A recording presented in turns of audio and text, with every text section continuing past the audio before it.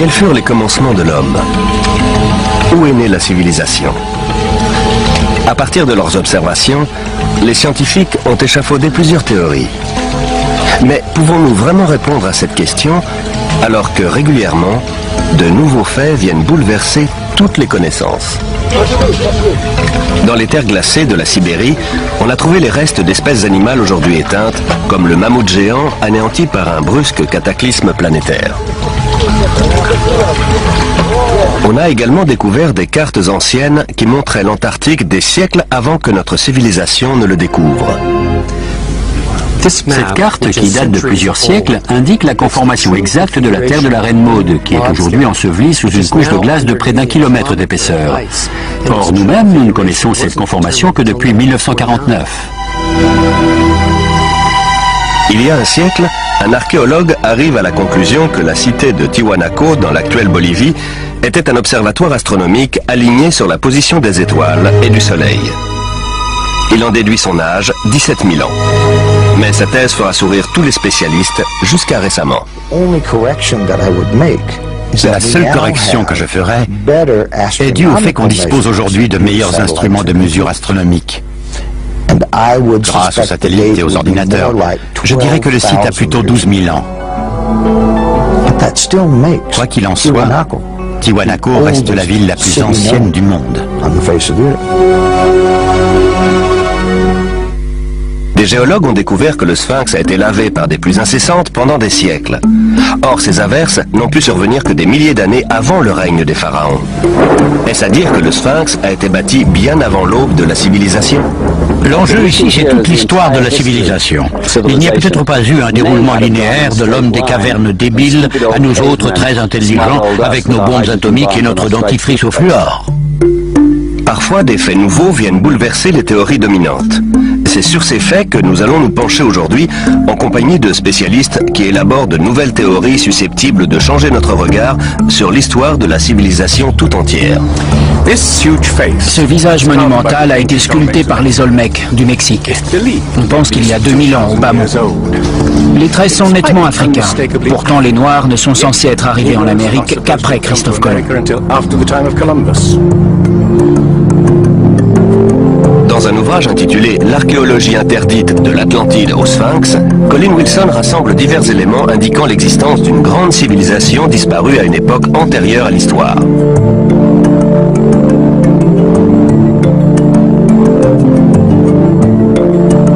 Au IVe siècle avant Jésus-Christ, Platon décrit avec précision une grande nation qui, d'après des prêtres égyptiens, aurait sillonné les océans des siècles plus tôt et aurait péri dans un immense cataclysme, une nation qu'il appelle l'Atlantide.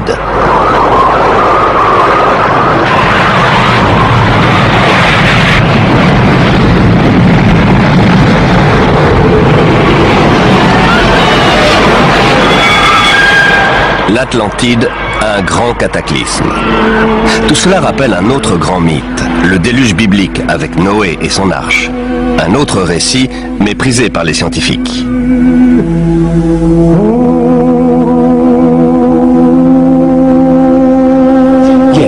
En qualifiant le déluge et l'arche de Noé de fable, les scientifiques ignorent tout simplement le fait qu'il existe des centaines de mythes analogues dans le monde. Sans compter que les récits hébreux et mésopotamiens font le même récit d'une catastrophe planétaire qui a quasiment éradiqué l'homme de la Terre avant l'histoire, c'est-à-dire avant la période dont on a des traces écrites.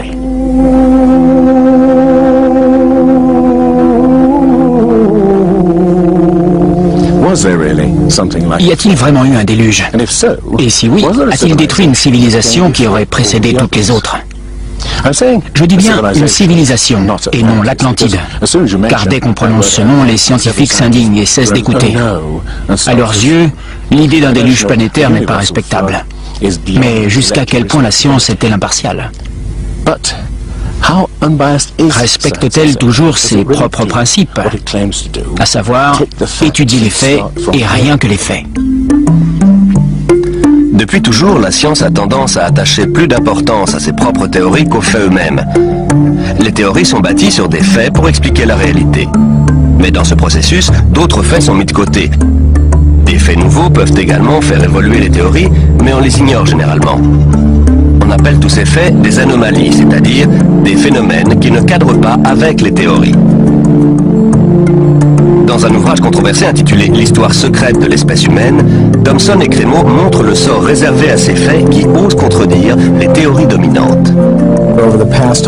Au cours des 150 dernières années, les archéologues et anthropologues ont littéralement caché autant de faits qu'ils en ont mis à jour. On appelle ça le filtrage des connaissances. C'est une caractéristique fondamentale de la science et même de la nature humaine. L'homme a tendance à mettre de côté ce qui ne cadre pas. En matière de science, on s'aperçoit que les faits qui ne cadrent pas avec le paradigme admis sont souvent éliminés. On ne les enseigne pas, on n'en débat pas. Mais les personnes ayant fait des études scientifiques n'en entendent généralement pas parler. On a vu une belle démonstration de ce filtrage des connaissances lors des fouilles de Yatliko au Mexique en 1966. L'archéologue Gene Steen McIntyre menaçait alors de renverser la conception généralement admise selon laquelle l'homme est apparu assez tardivement dans la plupart des régions du globe, c'est-à-dire il y a quelques 30 000 ans en Sibérie et au plus tôt il y a 20 000 ans en Amérique. Au Mexique, Gene Steen McIntyre découvre des outils en pierre et des ossements humains qu'elle fait dater par plusieurs méthodes scientifiques. En 1966, on a découvert un site antique dont on a d'abord cru qu'il avait peut-être 20 000 ans. On trouvait ça déjà très ancien. Mais quand on a finalement obtenu les datations réalisées selon plusieurs méthodes, le site s'est révélé vieux de 250 000 ans. Pour être franche, un site de 20 000 ans m'aurait comblé. Ma carrière aurait été faite. Mais j'ai été naïve. Je m'en suis tenue aux datations. C'était les faits et je ne voulais pas m'en éloigner. Je n'ai pas compris que ça allait ruiner toute ma carrière. Depuis ce jour, toutes les portes du monde professionnel lui sont restées closes. Le site a été fermé avec interdiction définitive de reprendre les fouilles. Cette année, soit 30 ans plus tard, d'autres archéologues ont découvert en Sibérie des traces de présence humaine remontant à quelques 300 000 ans. Une datation qui rend finalement la découverte de Gene Steen McIntyre moins invraisemblable qu'il n'y paraît. Ce n'est pas nécessairement une conspiration délibérée, au sens où des gens se réuniraient dans une pièce enfumée et décideraient de tromper sciemment les gens. C'est plus une autocensure qui se fait de manière spontanée au sein de la communauté scientifique. Quand un élément contredit la théorie dominante, les gens décident spontanément de ne pas en parler, de ne pas le révéler, ce qui signifie que la science ne peut plus progresser comme on pourrait l'espérer.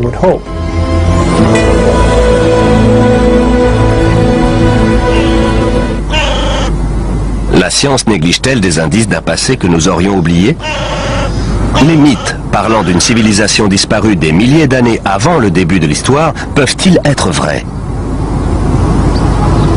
Une nouvelle race de chercheurs étudie précisément les anomalies que la science tente à écarter. Les questions qu'ils posent pourraient bouleverser notre conception de l'histoire de l'homme. La forteresse Inca de Sacsayhuaman, d'un âge indéterminé, a été bâtie par un peuple qui ne possédait ni outils en métal dur, ni ciment, et ne connaissait ni la poulie, ni la roue, ni la grue.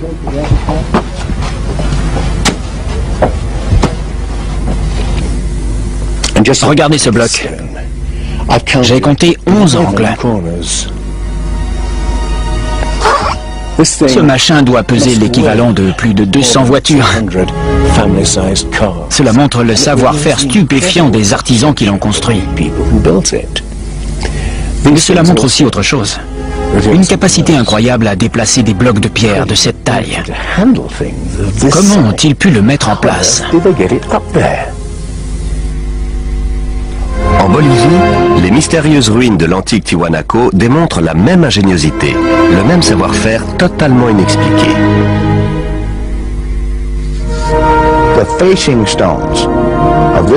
Les blocs de pierre frontaux ont été ajustés impeccablement. On a essayé d'introduire une épingle à la jointure des blocs. Impossible, à aucun endroit. Quelle perfection. Quand les conquistadors ont demandé aux Incas si c'était bien eux qui avaient bâti Tiwanaku, ils ont répondu que non. Ça a été construit des milliers d'années avant nous. Il est évident que ça a été construit par une civilisation très développée. Mais une découverte faite tout à fait par hasard nous montre bien son degré de sophistication. Les blocs de construction de Tiwanaku ne sont pas liés par du ciment, mais par une attache de métal des plus inattendues.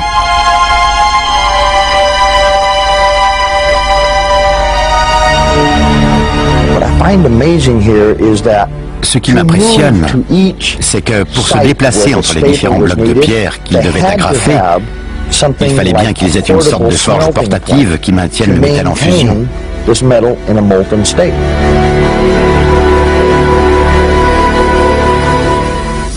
Ici, on retrouve le même genre d'agrafe en métal et les mêmes jointures très fines, comme celle-ci, en forme de L, qui révèle la même ingéniosité. Le Pérou? Non. Le continent d'à côté, l'Afrique. Plus précisément l'Égypte, le pays des pyramides. Les 3 pyramides de Gizeh sont l'une des 7 merveilles du monde antique, l'exploit d'un peuple qui, lui non plus, ne connaît ni la roue, ni la poulie, ni la grue. Comment les Égyptiens ont-ils réussi à soulever des blocs de pierre d'une centaine de tonnes à une telle hauteur? Nos ingénieurs contemporains l'ignorent. Je suis ingénieur et je peux vous dire que pour soulever des blocs de ce poids aussi haut, il faut une grue spéciale. Comment les Égyptiens ont-ils réussi alors qu'ils ne disposaient pas de ce genre d'engin, qu'ils n'avaient même pas de poulie ni de roue, juste des outils rudimentaires en cuivre? Robert Bauval pense que la grande pyramide de Gizeh était bien plus qu'un tombeau. Pour lui, elle révèle un niveau technologique prodigieux. Dans Keeper of Genesis, les gardiens de la Genèse, coécrit avec Graham Hancock, il répertorie d'autres prouesses techniques inexpliquées. Chris Dunn est un expert du forage. C'est un travail incroyable et un vrai mystère. Comment ont-ils fait ça? Le sarcophage de la chambre royale. Comment des ouvriers primitifs ont-ils réussi à faire en sorte que le sarcophage intérieur s'ajuste parfaitement au sarcophage extérieur en pierre au millimètre cube près? Une telle prouesse exige des connaissances étendues en physique. Cela reste une énigme. Dans Keeper of Genesis, les gardiens de la Genèse, coécrit avec Graham Hancock, il répertorie d'autres prouesses techniques inexpliquées.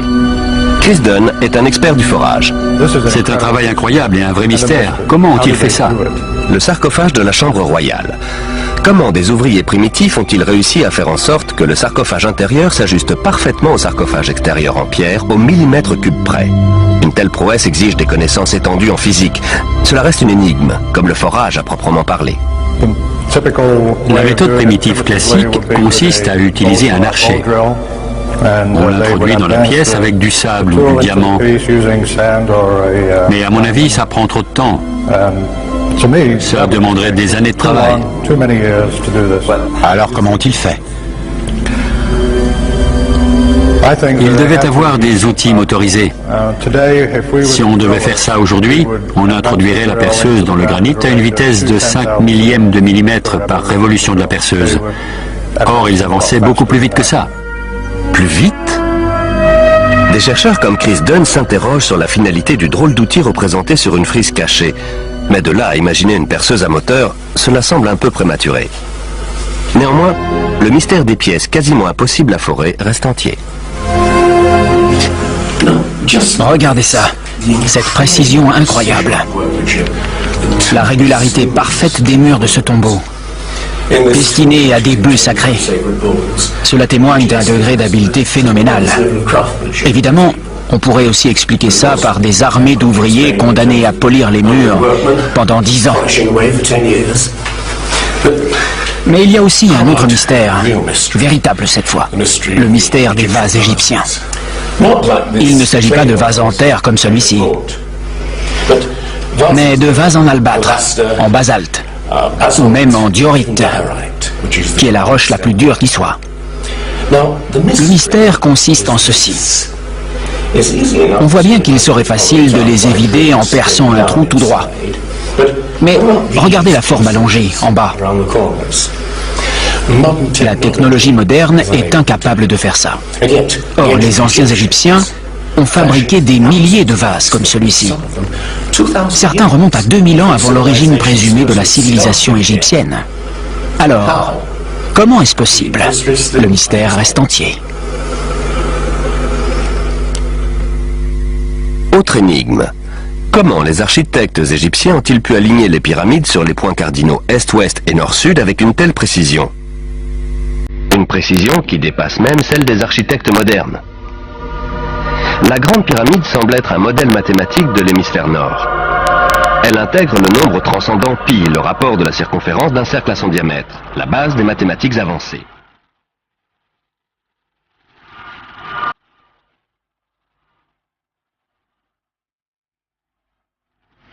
Il est évident qu'on est face à un système mathématique et technologique évolué, et ce, à une époque où il n'était pas censé exister.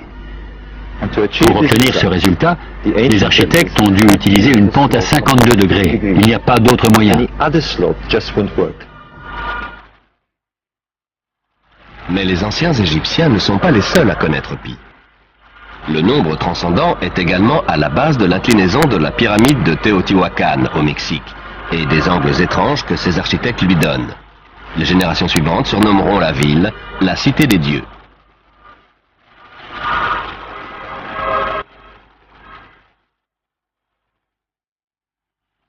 La cité était plus grande que la Rome impériale.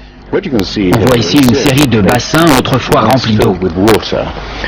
La surface miroitante de l'eau réfléchissait le ciel et ces ondulations donnaient l'alerte en cas de séisme. De l'autre côté, ces temples sont supposés représenter les corps célestes. Tout le site semble être le fruit d'une fascination pour l'astronomie et l'éternité.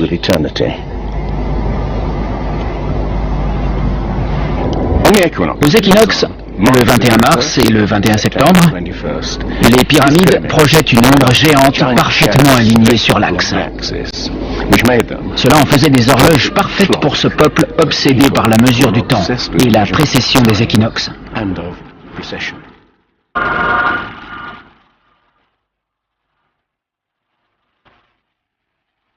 Un peu partout sur la planète, des civilisations antiques font montre d'une connaissance pointue du ciel qui reste totalement inexpliquée. À croire qu'elles ont été renseignées par une même source. Ces civilisations sont fascinées par le soleil, les étoiles, la précession des équinoxes. Autrement dit, la lente rotation continue de la Terre qui donne l'illusion que les constellations voyagent à travers le ciel et les époques. D'après les spécialistes, les anciens Égyptiens n'avaient pas une connaissance approfondie de l'astronomie. Voici pourtant une preuve de leur fascination pour le ciel et de leur connaissance pointue en la matière. Ce sont les constellations du zodiaque, le lion, le taureau, le poisson, et ici, la constellation d'Orion. Beauval pense que l'astronomie est la clé de bien des énigmes posées par les pyramides de Gizeh. Les anciens Égyptiens voyaient dans la constellation d'Orion le dieu Osiris, seigneur des morts, des cieux et de l'au-delà. Beauval a trouvé maintes représentations du dieu bien en évidence un peu partout sur les pyramides de Gizeh. Ça, c'est un vrai mystère. Des petits conduits inclinés vers le haut. Pour les égyptologues, ce sont juste des cheminées d'aération. Mais pour les astronomes, dans l'ancienne Égypte, ces conduits étaient des passages vers Rosto, le royaume d'Osiris, ou Orion. Pour les anciens Égyptiens, Orion était Osiris, le dieu de la résurrection. Voici une reconstitution du ciel en 2500 avant Jésus-Christ. J'ai été étonné de découvrir ceci. Les conduits menaient à Orion et à l'étoile Sirius, ou Isis, épouse d'Osiris. D'après Beauval, des textes antiques indiquent que ces conduits étaient probablement utilisés lors de cérémonies secrètes pour permettre aux pharaons morts de ressusciter sous forme d'étoiles dans la constellation d'Orion. Un des textes dit que tu puisses traverser le passage sinueux, la Voie lactée, et atteindre le royaume d'Orion.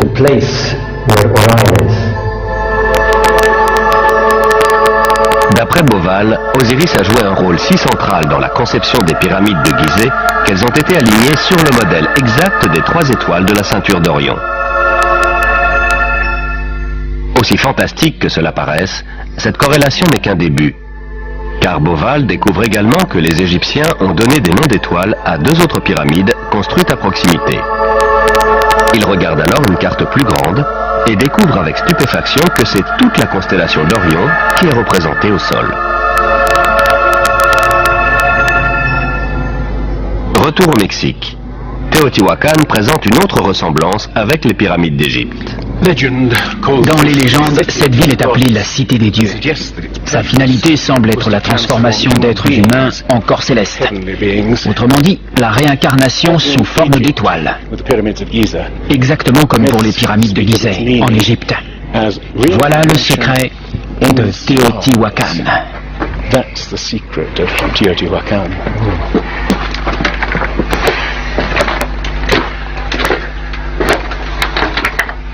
Mais une énigme plus grande encore se cache dans la pyramide, juste au-dessus de moi. Lors des toutes premières fouilles de 1906, les archéologues ont découvert une énorme plaque de mica. Aujourd'hui, on utilise le mica pour l'isolation électrique. Mais on n'a aucune idée de l'usage que les Indiens pouvaient en faire. Ce qui est encore plus étrange, c'est que ce mica vient du Brésil. Imaginez le défi que pose le transport d'une plaque de mica d'environ 8 mètres carrés sur plus de 3000 km. Comment ont-ils fait et pourquoi? On n'en a pas la moindre idée. Tiwanaku en Bolivie. Une autre civilisation antique fascinée par le soleil et les étoiles. Il y a un siècle, un archéologue bolivien du nom de Poznański constate qu'au premier jour du printemps, le soleil se lève exactement au centre du temple. C'est le point de départ d'une découverte remarquable. Poznański découvre en effet que ce temple a été conçu comme un observatoire et une immense horloge solaire. Aujourd'hui, ces alignements astronomiques nous permettent de dater le site. Tout au long de l'année, le soleil se lève à un point toujours différent sur l'horizon. Le premier jour du printemps, un curieux pourrait le voir se lever exactement au centre. En étudiant la configuration du temple, Poznański conclut que le premier jour de l'été et le premier jour de l'hiver, le soleil doit se lever au-dessus des pierres angulaires. Pourtant, ce n'est pas le cas. Aujourd'hui, les archéologues pensent que c'est tout simplement dû à une erreur de conception de la part des architectes indiens. Étant donné la perfection architecturale de ce site, construit avec des pierres pesant une centaine de tonnes, l'idée que les marqueurs de solstice puissent être mal alignés me paraît tout simplement inconcevable.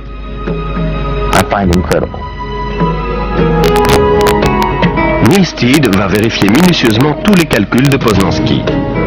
En mesurant les angles des pierres angulaires et en les comparant à l'angle de la position actuelle du Soleil, il en déduit l'âge du site, 17 000 ans. Or, à l'époque, l'inclinaison de l'axe de la Terre n'était pas tout à fait la même qu'aujourd'hui. Et le soleil de solstice se levait juste au-dessus des pierres angulaires.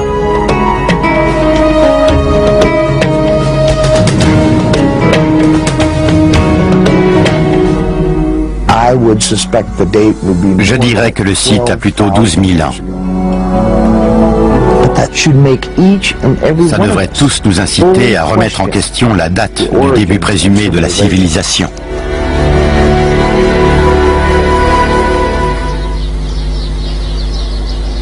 Se peut-il qu'une même civilisation oubliée de l'histoire ait laissé son empreinte à différents endroits du globe?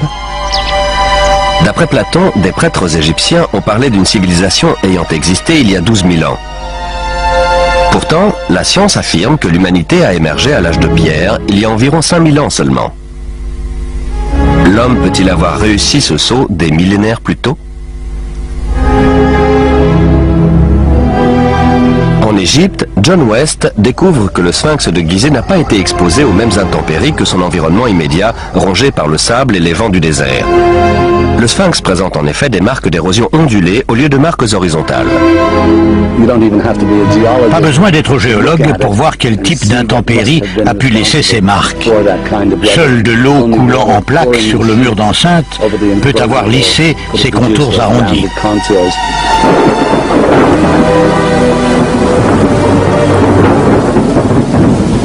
De l'eau? Dans le Sahara? Certainement pas à l'époque des pharaons.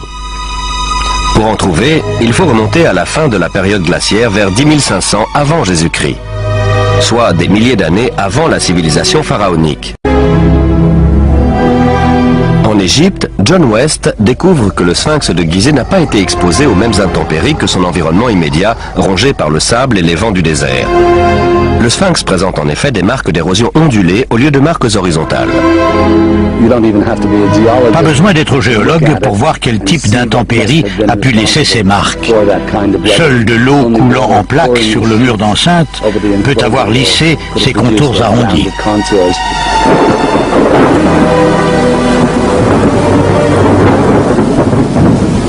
De l'eau dans le Sahara? Certainement pas à l'époque des pharaons.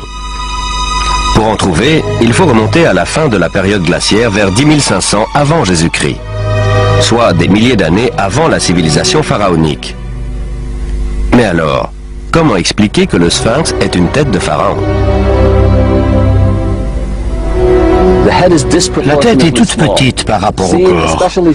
Vu du ciel, le corps apparaît aplati et très allongé, et la tête ressemble presque à une tête d'épingle.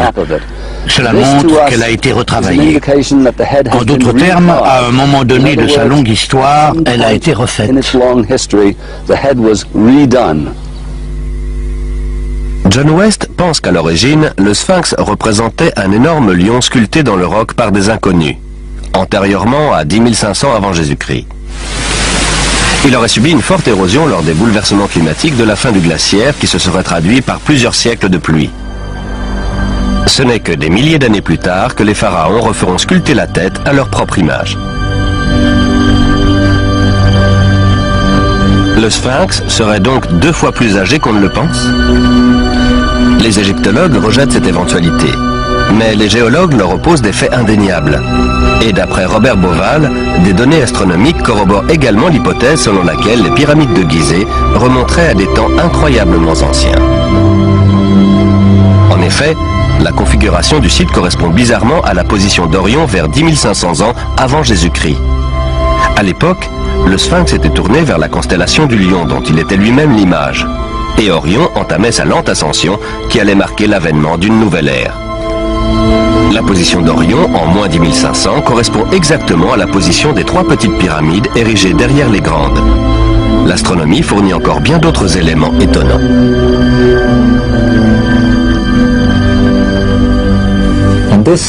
Les données astronomiques coïncident exactement avec les données géologiques. Cela fait donc 2 sciences dures d'après lesquelles le sphinx pourrait dater de 10 500 avant Jésus-Christ.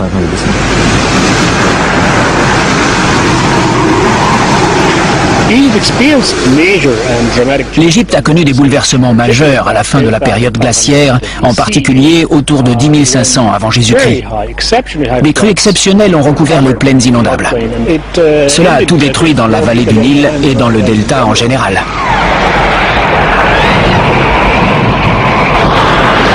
Des inondations en 10 500 avant Jésus-Christ? Les pyramides de Gizeh pourraient-elles avoir été bâties à une époque aussi reculée? Une époque à laquelle les mythes égyptiens font remonter la naissance d'Osiris et de ses compagnons qui ont émergé du chaos pour apporter les premiers fruits de la civilisation? Mais d'où venaient-ils?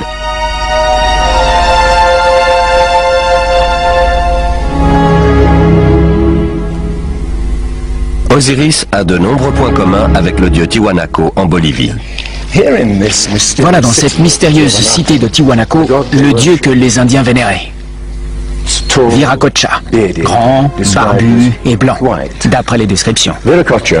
Il est sorti des eaux à une période de chaos et de destruction, pour apporter une sorte de renouveau à l'espèce humaine. Au Mexique, le dieu blanc Viracocha prend le nom de Quetzalcoatl.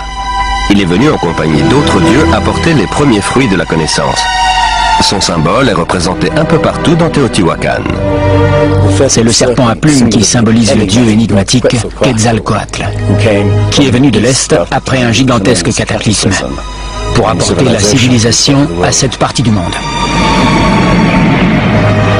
Les dieux tels qu'Osiris, Viracocha ou Quetzalcoatl étaient-ils à l'origine des simples hommes venus de loin? Des survivants d'un cataclysme qui avait détruit leur foyer et leur civilisation? La question qui se pose maintenant est la suivante. Y a-t-il une civilisation lointaine, encore non identifiée, qui a touché l'Égypte, le Mexique et l'Amérique du Sud, et y a laissé son empreinte, aussi difficile à déceler soit-elle, sous forme d'un corpus de connaissances? J'admets que pris isolément, les différents éléments fournissent peu d'informations, mais il faut les considérer dans leur ensemble. Des deux côtés, on trouve d'immenses pyramides alignées sur les points cardinaux et bâties d'après des connaissances mathématiques complexes. Les deux peuples ont une connaissance prodigieuse de l'astronomie qui s'exprime dans ces grands monuments sacrés qu'ils érigent. Bien qu'ils ignorent la poulie et la roue, ils sont capables d'assembler d'immenses blocs de pierre aux jointures très fines dans un style architectural unique, utilisant des angles droits et des agrafes en métal. Et les deux recourent à la momification pour préserver et honorer leurs morts. Autre point commun des plus étonnants, découvert par Irina Balabanova de l'université d'Ulm, de nombreuses momies égyptiennes contiennent de la cocaïne et de la nicotine, des substances de plantes indigènes d'Amérique du Sud. J'ai reçu une série de lettres d'insultes, presque de menaces. En résumé, elles disaient que mes découvertes étaient des inepties, de pures inventions, que c'était totalement impossible parce qu'il était prouvé qu'avant Christophe Colomb, ces plantes n'existaient qu'en Amérique et nulle part ailleurs dans le monde.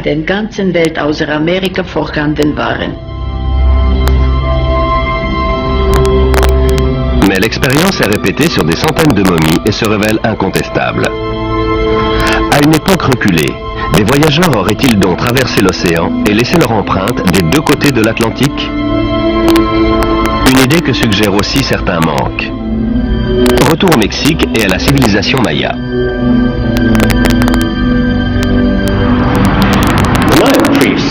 Les prêtres mayas utilisaient des tablettes pour prédire les éclipses du soleil et de la lune. Mais il y a quelque chose de très étrange chez les mayas. C'est qu'ils n'ont jamais découvert le principe rudimentaire de la roue. Ils étaient capables d'appréhender l'éternité comme aucune autre civilisation avant eux.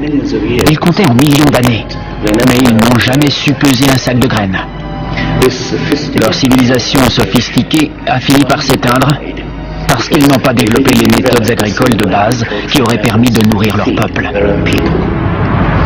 La question que je pose maintenant est la suivante. Est-il possible qu'ils aient juste hérité une certaine part de leur connaissance d'une civilisation plus ancienne et plus savante? Parfois, les preuves s'étalent sous nos yeux. Les Olmecs du Mexique donnèrent à leur dieu un visage africain. Et ça, alors, c'est une autre sculpture des Olmecs. Les Indiens sont génétiquement imberbes. C'est donc bien un visage d'Européen, gravé quelques 2000 ans avant l'arrivée des Espagnols en Amérique.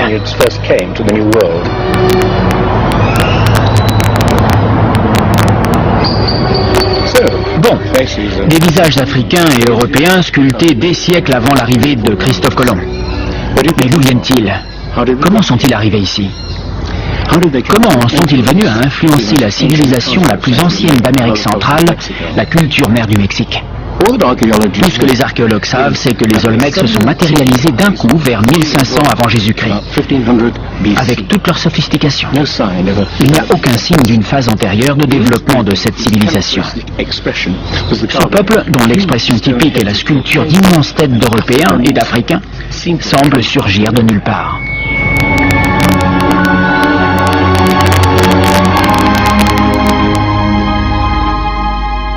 La citadelle de Monte Alban à Oaxaca.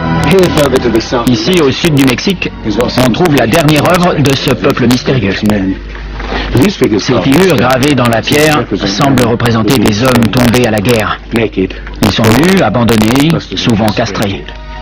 C'est peut-être là que ces hommes ont disparu de l'histoire.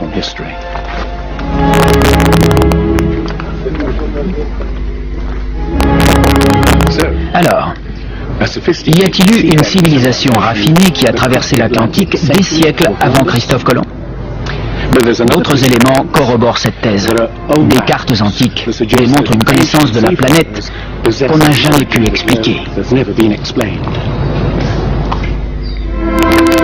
Tout au long du XXe siècle, une énigme va intriguer les scientifiques. C'est celle de la carte tracée en 1513 par l'amiral turc Piri Reis, qui représente des parties du monde supposées inconnues à son époque. Christophe Colomb n'a exploré que les Caraïbes. Il n'a pas exploré la pointe de l'Amérique du Sud qui débouche sur l'Antarctique, loin s'en faut. Pourtant, ces cartes représentent toute cette partie du globe de manière très précise. Et ce, bien avant que Colomb et les autres explorateurs européens ne s'y rendent. Tout au long du XXe siècle, une énigme va intriguer les scientifiques. C'est celle de la carte tracée en 1513 par l'amiral turc Piri Reis, qui représente des parties du monde supposées inconnues à son époque. Christophe Colomb n'a exploré que les Caraïbes. Il n'a pas exploré la pointe de l'Amérique du Sud qui débouche sur l'Antarctique, loin s'en faut. Pourtant, ces cartes représentent toute cette partie du globe de manière très précise. Et ce, bien avant que Colomb et les autres explorateurs européens ne s'y rendent. Cette carte, qui date de plusieurs siècles, indique la conformation exacte de la terre de la Reine Maude, qui est aujourd'hui ensevelie sous une couche de glace de près d'1 kilomètre d'épaisseur. Or, nous-mêmes, nous ne connaissons cette conformation que depuis 1949. C'est un vrai mystère. Les cartographes ont longtemps cogité sur l'étrange projection utilisée dans ces cartes. Elle s'apparente à celle employée dans les sous-marins nucléaires modernes qui calculent le monde en fonction de leur éloignement par rapport à un point de départ. Dans le cas présent, ce point est Syène, l'actuelle ville égyptienne d'Assouan, foyer des cartographes de l'Antiquité. La carte semble déformée, mais ce n'est qu'une apparence. Elle fournit en fait une image précise de cette région de la planète. Mais ce n'est pas tout. À mon sens, la principale caractéristique de la carte de Piri Reis est qu'elle indique la longitude. Les Européens n'ont pas su faire ça avant le XVIIIe siècle. Or, cette carte date du XVIe. L'histoire de la longitude commence sur ces plages en 1707, alors que la flotte anglaise vient de quitter la Méditerranée en direction des côtes britanniques. À l'époque, on n'a pas de mal à calculer sa position par rapport au nord ou au sud. Il suffit de mesurer l'angle entre la surface de la Terre, le Soleil et les étoiles. En revanche, on ne sait pas calculer la longitude, c'est-à-dire la position par rapport à l'est ou à l'ouest. L'amiral anglais se met en colère lorsqu'un marin originaire du sud-ouest de l'Angleterre lui dit qu'il est à 20 milles trop loin à l'est et que la flotte risque de s'échouer sur les côtes. Ses officiers lui assurent que la flotte fait bonne route et l'amiral fait pendre le marin pour insubordination. Au moment de sombrer, l'amiral a dû regretter de ne pas l'avoir écouté. Des milliers d'autres bateaux ont déjà sombré. Mais la perte d'une flotte entière va accélérer la quête d'un instrument capable de mesurer la longitude avec précision. Il faudra encore attendre 2 générations avant d'y parvenir. Pourtant, la carte de Piri Reis, tracée 250 ans plus tôt, indique bel et bien les longitudes. Sur la carte de Piri Reis, une mention indique qu'elle a été compilée à partir de nombreuses autres cartes. Il s'agit d'une copie de copie de copie. La plupart des spécialistes pensent que ces cartes remontent au moins à l'époque d'Alexandre le Grand. Mais en fait, elles sont beaucoup plus anciennes que ça.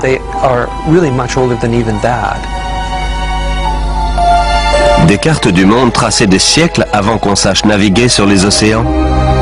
Des techniques de construction mystérieuses qui révèlent une connaissance poussée des mathématiques et de l'astronomie. S'il y a bien eu une civilisation raffinée, capable de transmettre ses connaissances aux bâtisseurs du Sphinx et aux peuples des Andes et du Mexique, que lui est-il donc arrivé? Eh bien, Platon parle d'une civilisation très développée techniquement et capable de naviguer sur les océans de la planète. C'est celle de l'Atlantide, l'île-continent. La science, qui refuse l'idée d'une civilisation oubliée, nie tout autant l'existence d'une catastrophe planétaire qui aurait détruit cette civilisation. Mais les récits de Platon et de la Bible ne sont pas isolés. Le Popol Vuh, le livre sacré des Mayas, parle de raz-de-marée, de déluge, de ténèbres envahissant le ciel durant des mois, de grêle, de pluie noire incroyablement froide. Les anciens Égyptiens parlent d'une période de chaos, de déluge et d'obscurité dont les dieux vont émerger pour donner forme à la terre d'Égypte.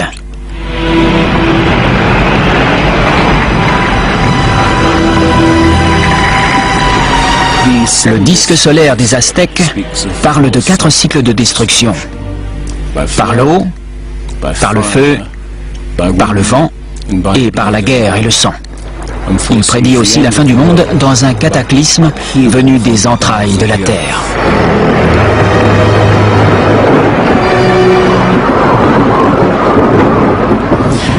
D'autres mythes de l'Amérique précolombienne parlent d'un déluge apocalyptique, accompagné de séismes et d'une pluie de feu due aux éruptions volcaniques. Tous parlent avec un réalisme dérangeant d'un passé qu'on ne peut ni se rappeler avec précision, ni oublier totalement. Les scientifiques sont enclins à penser que le déluge est le fruit de l'imagination des poètes de l'Antiquité. Mais imaginez qu'ils se trompent. Imaginez qu'une série de catastrophes naturelles terribles a effectivement réduit nos ancêtres à une poignée de clans éparpillés sur toute la planète. Ce qu'on cherche, c'est une époque dans laquelle les mythes se glisseraient aussi facilement que le pied de Cendrillon dans la pantoufle de verre. La première piste est fournie par le gisement fossile de La Brea, en Californie, sorte de fosse commune qui abrite plus d'1 million d'animaux fossilisés et qui est aujourd'hui transformée en parc d'attractions. Juste en dessous de la surface se trouve le gisement de pétrole de Salt Lake. L'asphalte poisseux suinte par les fissures et les animaux se retrouvent englués à jamais. On a une collection incroyable d'animaux qui ont été piégés ainsi durant les 40 000 dernières années. Le gisement fossile est comme une fenêtre ouverte sur une époque reculée où prospéraient des animaux qu'on ne pensait pas indigènes d'Amérique. Les mammouths, les éléphants, les rhinocéros, les paresseux géants, les tigres à dents de sabre et même les chevaux et les chameaux. Puis un grand cataclysme les a tous anéantis, apparemment en l'espace de quelques décennies seulement. Cela s'est passé vers 10 500 ans avant Jésus-Christ, il y a quelques 12 000 ans. Les grands animaux, autrement dit tout animal plus grand qu'un coyote, ont disparu pour la majorité en quelques décennies. C'est effectivement ce qu'on peut appeler une grande catastrophe.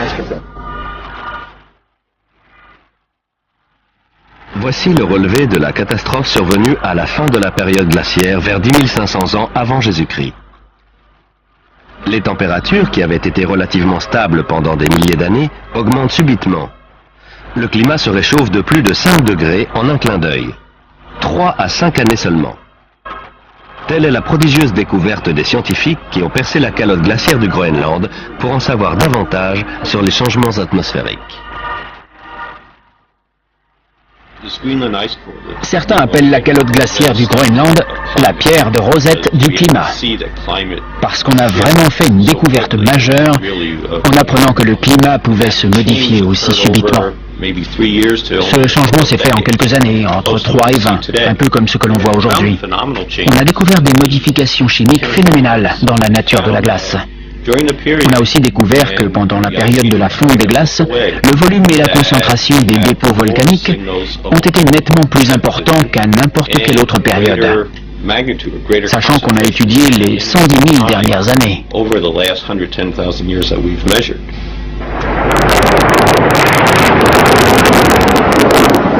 Des éruptions volcaniques sans précédent accompagnées de troubles atmosphériques et d'un déluge?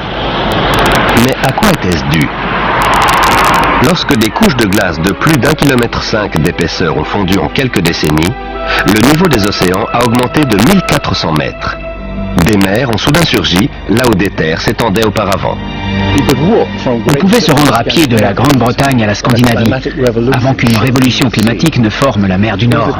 À cette époque, l'eau a aussi recouvert les plaines de l'Amérique du Nord, ce qui explique qu'on trouve des squelettes de baleines dans le Michigan.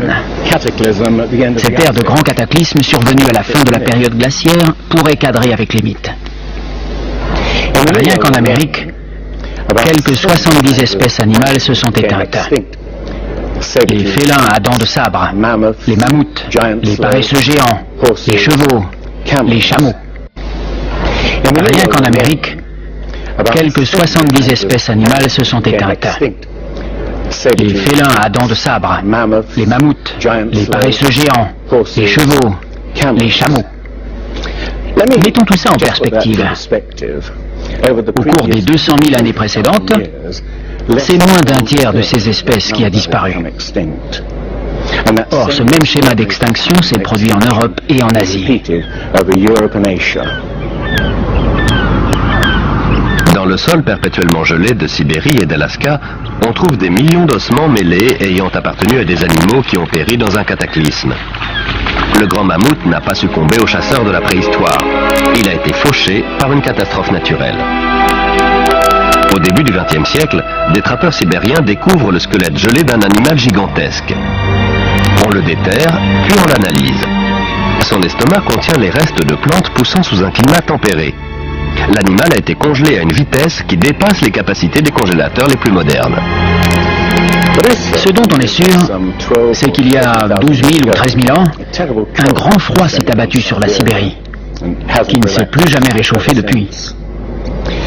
L'énigme des mammouths congelés en quelques heures a suscité quantité d'anecdotes, certaines véridiques, d'autres non, comme celle des steaks de mammouth servis à Fairbanks, en Alaska. L'une des anecdotes probablement authentiques est rapportée par le baron Wrangel, un naturaliste russe du 19e siècle.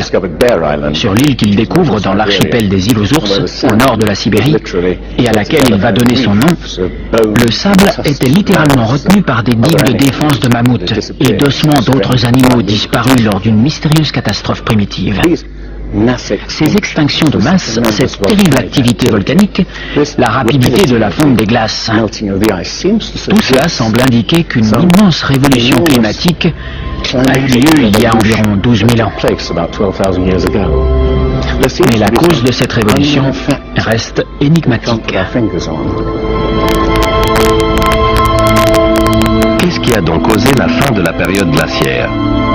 Qu'est-ce qui a pu provoquer un cataclysme mondial? L'une des meilleures hypothèses avancées est celle de l'américain Charles Hapgood. Il parle d'un déplacement de l'écorce terrestre.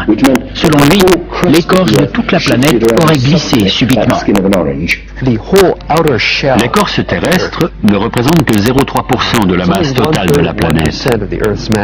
Mais elle peut glisser, comme l'écorce d'une orange si elle n'était pas solidaire de la chair. L'écorce terrestre, plus fine qu'une coquille d'œuf, repose sur un magma liquide en fusion. En la matière, la théorie dominante est celle de la tectonique des plaques, c'est-à-dire la lente dérive des continents sur des centaines de millions d'années. Les scientifiques ont commencé par rejeter cette théorie pendant plus de 50 ans. Aujourd'hui, ils refusent de croire que l'écorce terrestre puisse glisser subitement d'un seul bloc. L'hypothèse du déplacement de l'écorce terrestre a toutefois fasciné un grand chercheur. S'il avait vécu plus longtemps, on aurait donné plus de crédit à cette thèse. Le nom de ce scientifique, Albert Einstein. Il a dit en résumé, quand je suis tombé sur les travaux de Hapgood, j'ai été comme électrifié.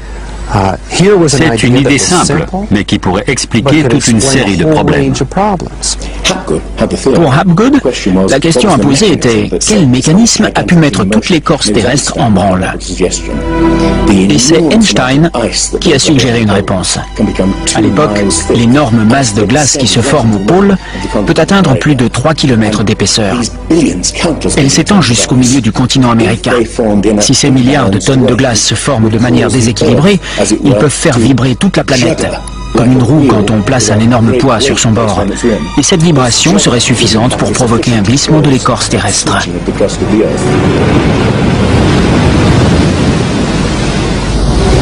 Il y a 55 000 ans, le pôle Nord était proche de l'Europe. Mais il a brusquement glissé dans la baie d'Hudson au Canada. Vers 12 500 avant Jésus-Christ, il s'est à nouveau déplacé subitement vers un point situé à plus de 3000 km de sa position actuelle. Ou vaut-il mieux dire que les terres et les mers ont été propulsés vers le pôle à la suite d'un brusque déplacement de l'écorce terrestre? Si tel est le cas, c'est l'un des phénomènes qui a pu provoquer la fin de la période glaciaire. Le déplacement fait sortir l'Amérique de la zone polaire. La mer située au nord se couvre d'une couche de glace de quelques mètres seulement. La colossale plaque de glace de plus d'1,5 km d'épaisseur qui s'étendait au-dessous de l'Amérique fond soudain en quelques années. Ce Ce qui est intéressant dans la thèse Hapgood-Einstein, c'est qu'elle explique de nombreux mythes, outre celui du déluge. Des mythes qui parlent de séismes terribles, de catastrophes volcaniques, d'une pluie noire descendant du ciel, de pays entiers sous d'un couvert de gel. On voit bien que c'est exactement ce qui pourrait arriver si l'écorce terrestre glissait brusquement. D'un coup, des régions froides deviendraient chaudes. Et des espèces comme le mammouth de Sibérie, qui a congelé en un rien de temps, seraient exterminées. Si un déplacement de l'écorce terrestre a réellement provoqué un déluge qui a anéanti toute une civilisation, où vivait cette civilisation? Les spécialistes avancent diverses hypothèses. L'île grecque de Santorin, détruite par une éruption colossale. La cité antique de Troie. L'île allemande de Helgoland, emportée presque tout entière par la mer du Nord. On a aussi cherché des continents engloutis sous l'océan Atlantique, mais sans jamais rien trouver. C'est bien cela qui a disqualifié l'Atlantide de Platon aux yeux des scientifiques. Les océanographes ont dressé la carte des fonds marins de l'Atlantique et du Pacifique. Et il n'y a pas de continent disparu. Quoique... Platon décrit l'Atlantide comme une île-continent parcourue de montagnes et perdue au beau milieu d'un vrai océan. Le vrai océan est bien entendu l'océan planétaire. Ce n'est que plus tard qu'on a divisé les eaux en différents océans, Atlantique, Pacifique, etc. En réalité, il n'existe qu'un seul océan immense. Certains mythes des quatre coins du globe sont très explicites sur ce qui s'est passé. Dans la littérature védique, l'île est non seulement détruite par un déluge, mais en plus, elle finit recouverte de neige et de glace. Donc, il faut chercher une île couverte de glace au milieu de l'océan. L'Antarctique est une très bonne candidate. Si le pôle Nord s'est déplacé, le pôle Sud aussi. D'après Flemhatt, une partie de l'Antarctique se trouvait dans une zone tempérée il y a 12 000 ans. Elle peut très bien avoir abrité une civilisation qui a disparu lorsque le continent s'est rapproché du pôle Sud. Pour lui, c'est ce qui explique ces cartes montrant des régions de l'Antarctique telles qu'elles sont sous la glace. L'amiral turc Piri Reis fait preuve d'une connaissance de l'Antarctique tout bonnement impossible à son époque. Les services cartographiques de la marine, mais aussi de l'armée de l'air, disent « Nous avons comparé les montagnes et les sommets, et la similitude est étonnante. » Ce qu'il faut souligner, c'est qu'on ne parle pas d'une seule et unique carte, celle de Piri Reis, qui pourrait être mise de côté, mais de dizaines de cartes. La carte de Phineus, par exemple, est très précise concernant la configuration générale de l'Antarctique. Elle indique des rivières qui existent bel et bien, mais qu'on ne connaissait pas au XVIe siècle. Nous n'avons pas découvert le continent antarctique avant les années 1800. Alors, comment des cartographes européens ont-ils pu le représenter des siècles plus tôt?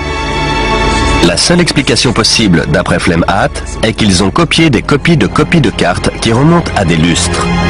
À leur époque, ces informations n'étaient pas censées exister. Ce n'est qu'au cours des 25 dernières années qu'on a découvert l'existence de l'Antarctique sous la calotte polaire. C'est un continent bordé de quelques îles, avec une mer de glace entre les deux. Or, tout cela, cette carte le montrait déjà. Ces îles correspondent à cette région. Les chutes de neige sont très importantes ici et quasiment inexistantes là. Ces îles devaient n'en former qu'une avant de se rattacher au continent. Et donc, il a dû y avoir un passage ici pendant plusieurs milliers d'années. Et ici aussi, probablement. Ensuite, ces îles n'en ont plus formé qu'une.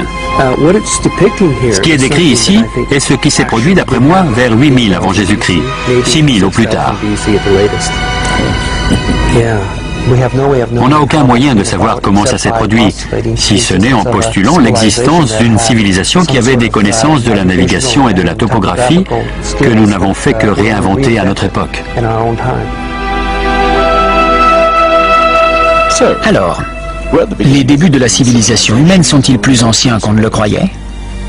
Vous pensez peut-être que de nombreux arguments avancés ici ne sont que de pures conjectures, qui prises isolément sont faciles à réfuter. Mon hypothèse est qu'en assemblant tous ces éléments comme autant de pièces d'un grand puzzle, un schéma apparaît, une silhouette émergeant du brouillard. C'est celle d'une civilisation qui a disparu et fut oubliée bien avant que ne débute l'histoire connue des hommes.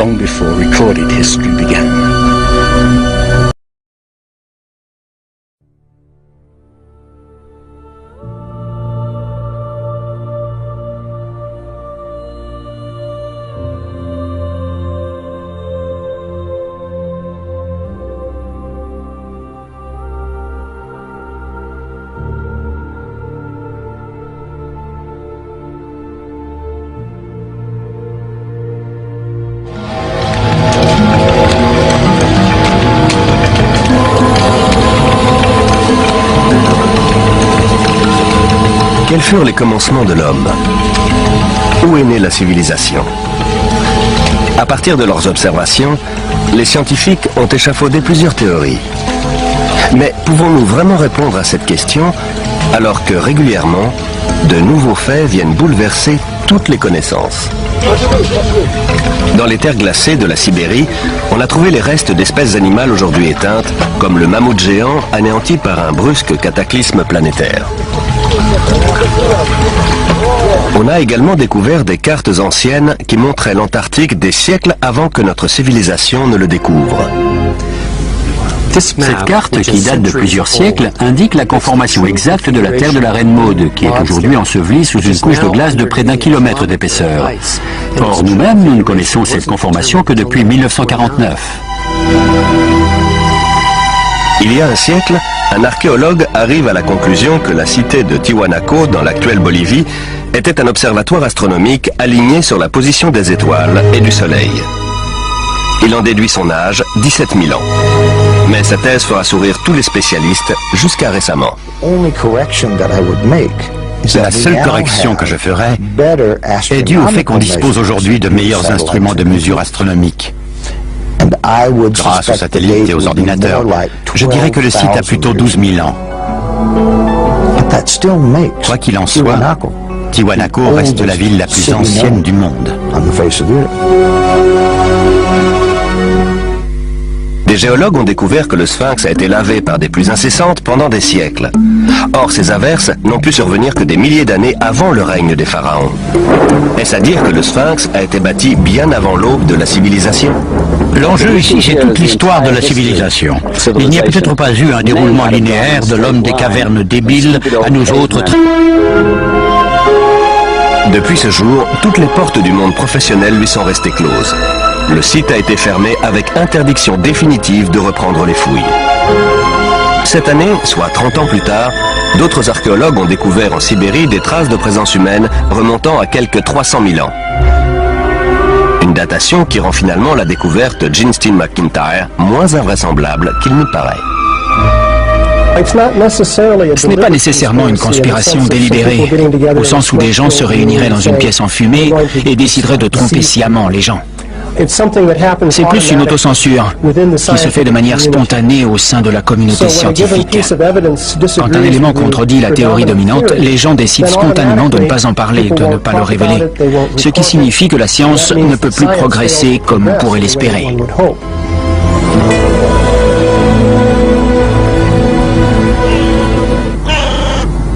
La science néglige-t-elle des indices d'un passé que nous aurions oublié? Les mythes parlant d'une civilisation disparue des milliers d'années avant le début de l'histoire peuvent-ils être vrais?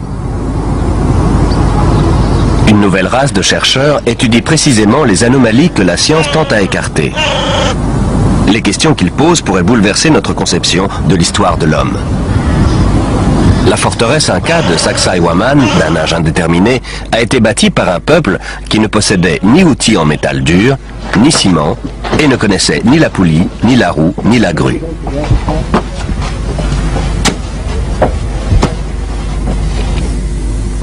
Regardez ce bloc. J'ai compté 11 angles. Ce machin doit peser l'équivalent de plus de 200 voitures. Cela montre le savoir-faire stupéfiant des artisans qui l'ont construit. Mais cela montre aussi autre chose. Une capacité incroyable à déplacer des blocs de pierre de cette taille. Comment ont-ils pu le mettre en place? En Bolivie, les mystérieuses ruines de l'antique Tiwanaku démontrent la même ingéniosité, le même savoir-faire totalement inexpliqué.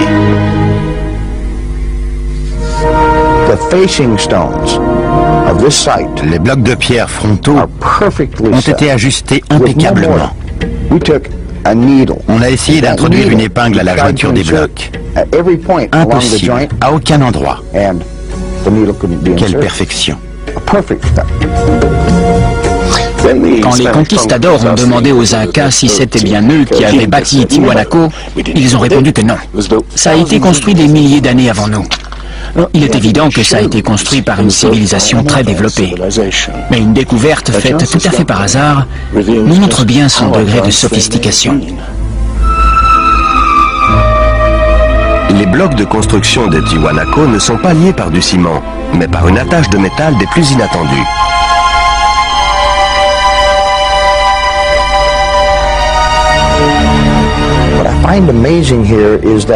Ce qui m'impressionne, c'est que pour se déplacer entre les différents blocs de pierre qu'ils devaient agrafer, il fallait bien qu'ils aient une sorte de forge portative qui maintienne le métal en fusion.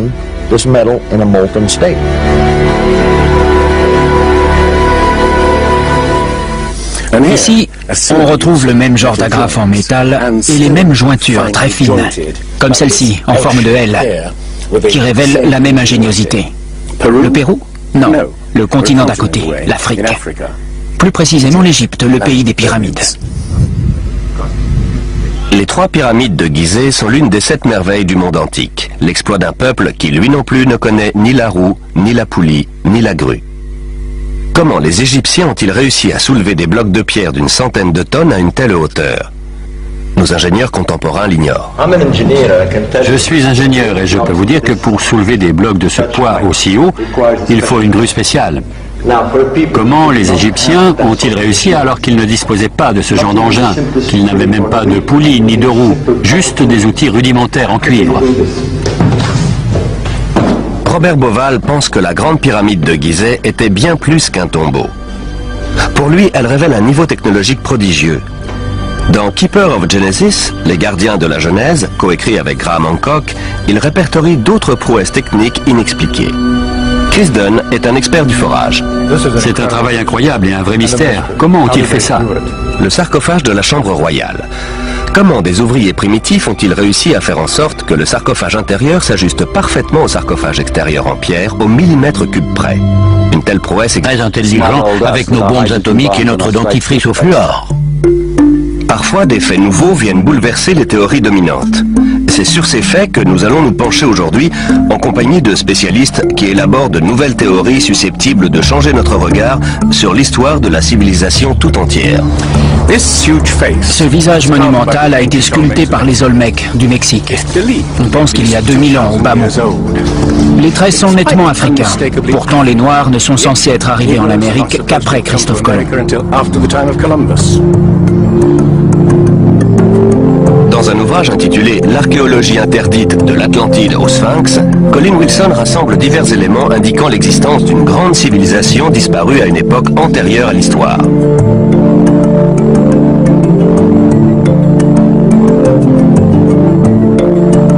Au IVe siècle avant Jésus-Christ, Platon décrit avec précision une grande nation qui, d'après des prêtres égyptiens, aurait sillonné les océans des siècles plus tôt et aurait péri dans un immense cataclysme, une nation qu'il appelle l'Atlantide.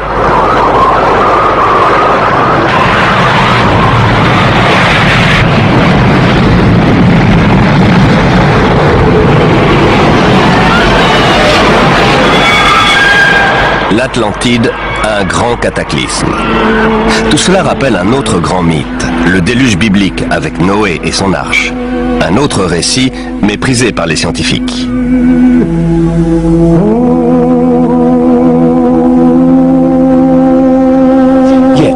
En qualifiant le déluge et l'arche de Noé de fable, les scientifiques ignorent tout simplement le fait qu'il existe des centaines de mythes analogues dans le monde. Sans compter que les récits hébreux et mésopotamiens font le même récit d'une catastrophe planétaire qui a quasiment éradiqué l'homme de la Terre avant l'histoire, c'est-à-dire avant la période dont on a des traces écrites.